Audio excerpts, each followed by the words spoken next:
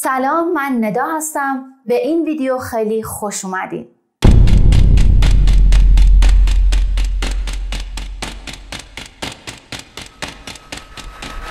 عملیات بغداد یکی از مهمترین عملیات‌ها در جنگ ایران و عراق بود که از نظر نظامی سیاسی اهمیت خیلی زیادی برای ایران و عراق داشت. نیروی هوایی ارتش ایران این عملیات را به منظور جلوگیری از تشکیل اجلاس سران عدم تعهد انجام داد. صدام که در رسانه‌های بین‌الملل چهره خودش رو بسیار دوستانه و مخالف جنگ نشون داده بود، خیلی تلاش کرده بود که این اجلاس رو در بغداد تشکیل بده تا بتونه منفعت سیاسی خودش رو از این اجلاس به دست بیاره.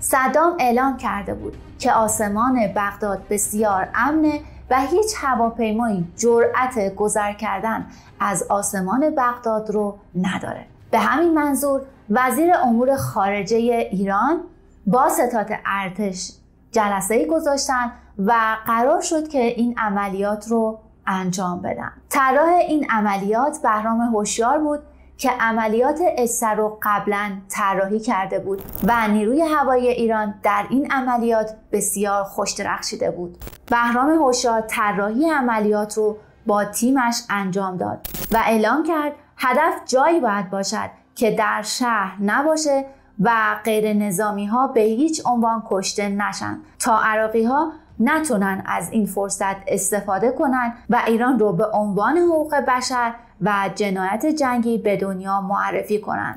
هدف این عملیات ناامن نشون دادن بغداد بود و تصمیم گرفته شده بود که پالایشگاه الدوره عراق بمبارون بشه و به واسطه این دودی که از پالایشگاه بلند شده خبرنگاران بین‌المللی و خارجی بتونن فرصت مناسبی داشته باشن تا از این انفجار فیلمبرداری و عکاسی کنند و اونو به گوش دنیا برسونن. اگه این اجلاس در بغداد برگزار میشد، صدام به مدت 3 سال رئیس این اجلاس میشد و میتونست منفعت سیاسی خیلی بزرگی رو داشته باشه برای عراق و صدام و از اون طرف ضرر سیاسی خیلی بزرگی رو برای ایران به ارمغان می آورد. قبل از اجرای این عملیات مخالفان صدام در ساختمان وزارت برنامه‌ریزی عراق بمبگذاری کردند و این بمبگذاری هم نتونست تأثیری در برگزاری اجلاس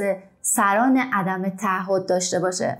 همطور که گفتم این عملیات توسط بهرام هوشیار طراحی شده بود و برنامه‌ریزی شده بود و طی این طرح قرار بود که 12 فروند به آسمان بغداد برن و این عملیات رو انجام بدن. 4 فروند فانتوم قرار بود که از آسمان همدان به سمت بغداد برن، قبلش سوختگیری کنن و 2 فروند هم F5 برن به سمت عراق و عملیات ایذایی رو انجام بدن و 2 تا تانکر سوخترسان هم این وسط حضور داشتن و 1 عدد هواپیمای 330 معروف به خفاش هم برای شنود مکالمات رادیویی دشمن در نظر گرفته شده بود.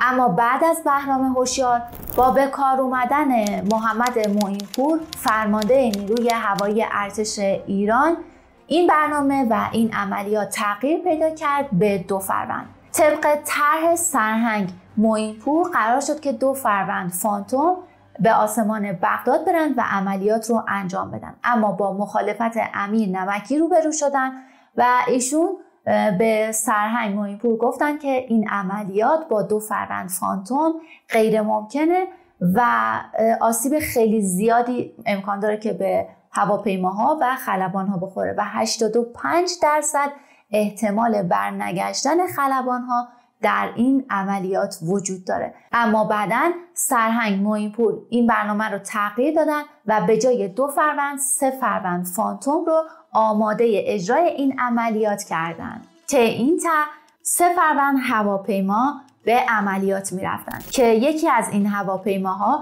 با حضور خلبان اسکندری و خلبان ناصر باقری به صورت رزرو بودند. هواپیمای شماره 1 عباس دوران و منصور کاظمیان بودند. هواپیمای شماره 2 با خلبانی اکبر توانگریان و کابین عقب خلبان خسرو شاهی بود. قرار شد که هواپیمای شماره 1 یعنی عباس دوران لیدر دسته باشند. هواپیمای شماره 2 به خلبانی اکبر توانگریان به محض حرکت با کد رمز در رادیو اعلام نقص فنی میکنه و بدین صورت از عملیات انصراف میده. هواپیمای خلبان عباس دوران دچار مشکل INS شد، اما عباس دوران با وجود نقص INS اعلام آمادگی برای اجرای عملیات کردند. 2 فروند هواپیما از جنوب مهران ایران رو ترک کردند و به آسمان بغداد رسیدند. اما پدافند بغداد آماده بمباران هواپیماهای ایرانی بود و با ورود فانتوم‌های ایرانی شروع به آتش کرد. فانتوم‌ها باید از غرب به شرق به سمت پالایشگاه الدوره می‌رفتند، اونجا رو بمبارون می‌کردند و از روی آسمان بغداد به سمت ایرانی‌ها برمیگشتند. و اما عراقی‌ها قصد داشتن کاری کنند که این 2 فروند فانتوم به ایران برنگردند. خلبانان بسیار ماهر 2 فروند فانتوم از تاکتیک‌های پروازی خودشون استفاده کردند و با سرعت بسیار بالا و در ارتفاع پایین پرواز می‌کردند تا پدافندهای عراقی اونا رو نتونن تشخیص بدن و نتونن اونا رو مورد هدف قرار بدن. و از اون طرف هم به خاطر این تاکتیک بسیار مهم پدافندهای عراقی به دلیل سرعت بالای 900 کیلومتر در ساعت توان تطبیق محل قرارگیری لحظه‌ای هواپیماها رو با رد رگبار خودشون نداشتند و به همین دلیل گلوله‌ها از هواپیماها جا می‌موندند. خلبانان با تغییر جزئی مسیر هواپیماها از برخورد توپ‌های پدافندها به هواپیماها جلوگیری می‌کردند. موشک‌های سام 6 و 7 و همچنین موشک سام 2 از جمله سلاح‌های پدافندی بودند که وقتی فانتوم‌های ایرانی وارد آسمان عراق شدند به اونها شلیک شدند و تعدادی از اونها به خاطر سرعت بالای خلبانان و ارتفاع کم هواپیماها در فاصله نسبتاً دوری از اونها منفجر می شدند. بعد از ورود جنگنده‌های ایرانی به خاک عراق، سامانه هشدار دهنده راداری فانتوم‌ها از فعالیت رادار چند جنگنده رهگیر عراقی خبر دادند که سعی داشتند موقعیت هواپیماهای ایرانی رو پیدا کنند. این هواپیماهای رهگیر از پایگاه‌های مختلفی بلند شده بودند، اما مهمترین تهدیدی که این وسط فانتوم‌های ایرانی رو مورد حمله و اصابت قرار میداد همین پایگاه الکوت بود.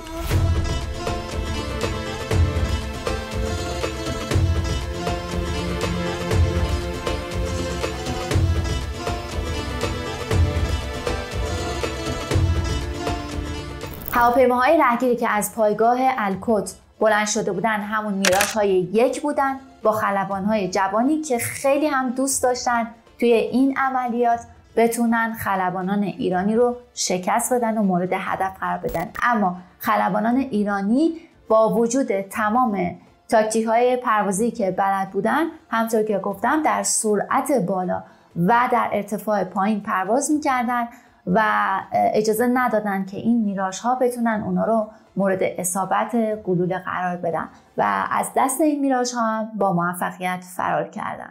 حالا هر 2 فانتوم به 70 کیلومتری بغداد رسیدن، اما بعد از این وارد محدوده رهگیرهای پایگاه هوایی الرشید شدند.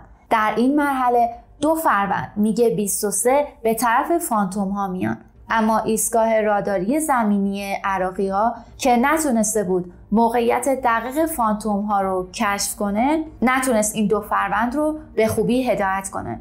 در نتیجه خلبانان میگ ها ناچارن به صورت چشمی به دنبال فانتوم ها میگشتن. در همین لحظه فانتوم‌های ایرانی به وجود میکا پی بردن و خلبان باقری وجود میکا رو به خلبان اسکندری اطلاع میده. فانتوم‌های ایرانی چند بار با میکا روبرو شدن و با همون ترفند سرعت زیاد و ارتفاع کم میراژها و میکا رو پشت سر گذاشتن و به حومه بغداد و اولین حلقه پدافندی عراقی‌ها رسیدن. با ورود به این محدوده رهگیرهای عراقی برای امنیت خودشون و قرار نگرفتن در برد پدافند سنگین بغداد از تعقیب فانتوم‌ها منصرف شدن و برگشتن. در همین زمان هشدار موشک‌های سام و هشدار صوتی خطر موشک‌های سام 3 و 6 در کلاه پروازی خلبان‌ها روشن شد. اما خلبانان کابین عقب به وسیله سامانه جنگ الکترونیک هواپیما رادارهای این موشک‌ها را دچار اختلال کردند و دیوار اولیه آتش رو رد کردند. فانتوم‌های ایرانی بعد از اینکه حلقه اول آتش پدافندی دشمن رو رد کردند، به حلقه دوم رسیدن. پدافند رینگ دوم شدت آتشش خیلی بیشتر بود و برای عبور از این رینگ باید به هر حال مهارت بالایی خلبانان داشته باشند که خوشبختانه خلبان اسکندری و خلبان دوران و کابین‌های عقبشون این تجربه کافی رو داشتن و در همین حین که فانتوم‌های ایرانی در حال رد شدن از رینگ دوم بودن، هواپیمای خلبان اسکندری مورد هدف چند گلوله ضد هوایی قرار گرفت، اما به دلیل اینکه فانتوم‌ها بسیار سخت و محکم بودن آسیب جدی به هواپیما وارد نشد. بار دوم هواپیمای خلبان اسکندری مورد اصابت 20 گلوله ضد هوایی به زیر بدنه هواپیما قرار گرفت. اما این پدافندها برای خلبانان ایرانی آنچنان تهدید جدی حساب نمیشد و مشکل اصلی خلبانان ایرانی رویارویی با موشک‌های پدافندی کورتال آلمان و رولند فرانسه بود. سامانه رولند فرانسوی در اون زمان پیشرفته ترین سامانه پدافندی در ارتفاع پایین بود و خطر جدی برای خلبانان ایرانی بود و این سامانه های هشدار دهنده راداری فانتوم های آمریکایی برای مقابله با سایت های پدافندی شوروی اون زمان طراحی شده بود و مقابل پدافندهای غربی متحد با آمریکا واکنش ضعیفی داشتند، اما با سرعت بالا و ارتفاع کم فانتوم ها مانع آنچنان زیادی برای خلبانان ایجاد نکردند. قبل از رسیدن به هدف هواپیمای عباس دوران مورد اصابت گلوله قرار میگیره، اما همچنان به پروازش ادامه میده و وقتی به هدف میرسه اونجا رو بمبارون میکنه. توی رادیو اعلام میکنه به همکارش آقای اسکندری که هواپیمای ما مورد اصابت گلوله قرار گرفته و 2 موتور من آتیش گرفتن و آقای اسکندری هم اعلام میکنن، میگن که ما هم همینطور شده، مورد اصابت گلوله قرار گرفتیم و دیگه هیچ خبری از هواپیمای عباس دوران نداشتن. هواپیمایی که حامل عباس دوران به خلبانی عباس دوران و کابین عقبشون آقای کاظمیان بوده مورد اصابت گلوله قرار میگیره، آتیش میگیره و در همین حین خلبان کاظمیان میگن که به خاطر اینکه موتور هواپیما آتیش گرفته بوده یا اینکه خلبان دوران ایشون رو ایجکت میکنن و خودشون هم در جواب اینکه آقای کاظمیان وقتی بهشون میگن که ایجکت کنین میگن که نه من نمیخوام ایجکت کنم و میخواستن به عملیاتشون ادامه بدن. آقای کاظمیان ایجکت میکنن اما عباس دوران در هواپیما میمونن، برمیگردن، دور میزنن، از آسمان شهر رد میشن و در نزدیکی هتلی هواپیماشون سقوط میکنه و اما خلبان اسکندری با مهارت بالا و با سرعت زیاد به سمت راست گردش میکنن تا مورد اصابت پدافندهای عراقی قرار نگیرن.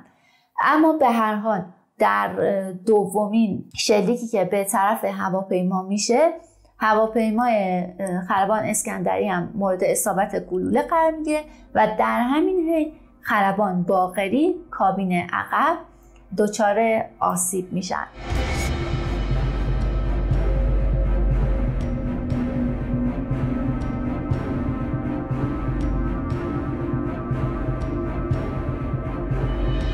خلبان اسکندری در حین گردش به سمت راست بر روی آسمان بغداد و در حین عبور از پل الجمهوریه مورد اصابت یک گلوله دو زمانه ضد هوایی قرار میگیرند و کانوپی هواپیمای اسکندری و باقری رو میشکافه و با رسیدن مقابل صورت باقری منفجر میشه که همین انفجار باعث بیهوشی خلبان باقری میشه.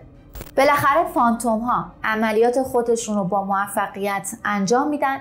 در همین حین خلبان اسکندری و کابین عقبشون از خلبان عباس دوران و خلبان کاظمیان خبری ندارن، اما اونها باید سعی کنن که جون خودشون رو نجات بدن، از آسمان بغداد بگذرن و به ایران برسن. همینطور که برای این عملیات برنامه ریزی کرده بودن، پالایشگاه الدوره آتیش گرفت و دود اون توجه خیلی از خبرنگاران رو به خودش جلب کرده بود و اینکه وقتی فانتوم ایرانی از آسمان شهر بغداد عبور کرد، اونها بالاخره به همه و خبرنگارانی که در اونجا حضور داشتن نشون دادن که آسمان عراق اونجوری که صدام اعلام کرده بود امن نیستش و ناامنه و بالاخره موفق شدن که در برگزاری این اجلاس اختلال ایجاد کنن و نذارن این اجلاس برگزار بشه و صدام در دام این عملیات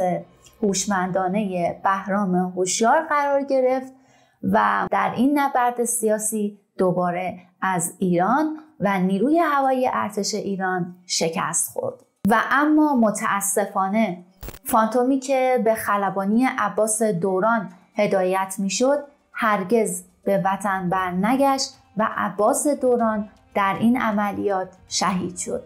کابین عقب عباس دوران آقای کاظمیان در همون حادثه ایجکت کردن، اسیر شدن و بعد از سالها به ایران برگشتن و ایشون کمک بسیار بزرگی در به یاد موندن عباس دوران و خاطرات عملیات بغداد انجام دادن. و اما فکر میکنم که اگه اجبار در مسیر بازگشت از شهر بغداد نبود، شهید دوران امکان داشت که الان در جمع همکارانشون حضور داشتن و خلبانانمون میتونستن از تجربیات خلبانی مثل عباس دوران استفاده کنن. نظر شما در مورد این عملیات چیه؟ فکر میکنین که کجای این عملیات اشتباه بوده و اگه این عملیات به چه صورتی انجام میشد ما تعداد تلفاتمون و مقدار تلفاتی که توی این عملیات دادیم کمتر میشد؟ خیلی ممنونم که این ویدیو رو تماشا کردین. لایک و کامنت یادتون نره و تا ویدیوی بعدی خدا نگهدار.